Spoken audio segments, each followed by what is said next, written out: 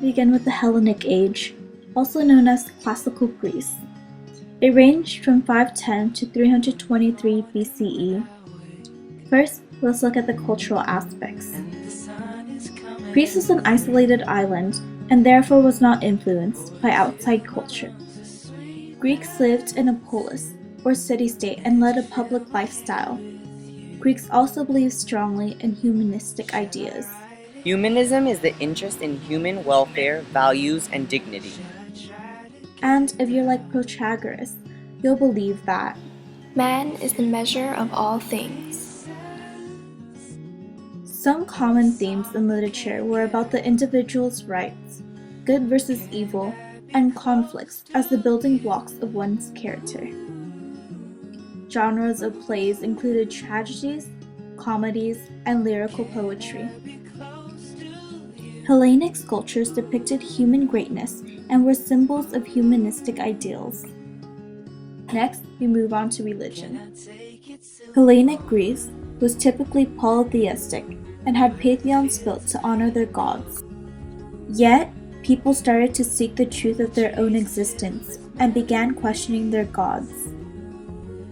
Now, onto the intellectual side, which included mathematicians like Pythagoras, who created the Pythagorean theorem, and scientists like Hippocrates, who believed that diseases had a nature, a course, and a cause, and was not just sent as punishments from the gods. Socrates believed in self-development, and is famous for his Socratic method, which helped refine knowledge by repeatedly asking questions. Plato, a student of Socrates, believed that objects had different forms. This allowed ideas like beauty, justice, and courage to have a form, even though they were ideas. And finally, Aristotle believed that objects had an internal source of movement. Humanistic ideas also affected politics, for man thought he was capable of governing himself. The Hellenistic age came after Alexander the Great's death between 323 to 146 BCE. Due to his conquest, the Greeks had an interesting mix of culture and became more diverse and cosmopolitan. Greece became more urbanized, and unlike its Hellenic counterpart, this era was generally more private. Still, tensions between the rich and the poor grew. Artwork was generally paid for by patrons and were used as showcase art. Such can be seen by the details in these Corinthian columns. Yay, more intellectual stuff! So Zeno was the founder of Stoicism, which believed that we must live according to nature.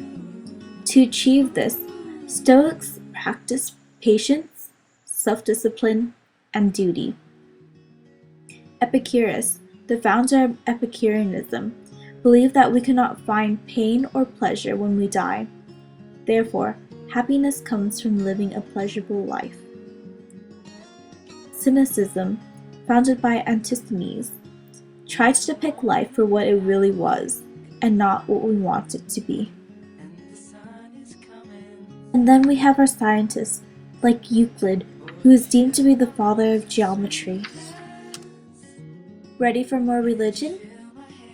People began following monotheistic beliefs during the Hellenistic age, such as Zoroastrianism.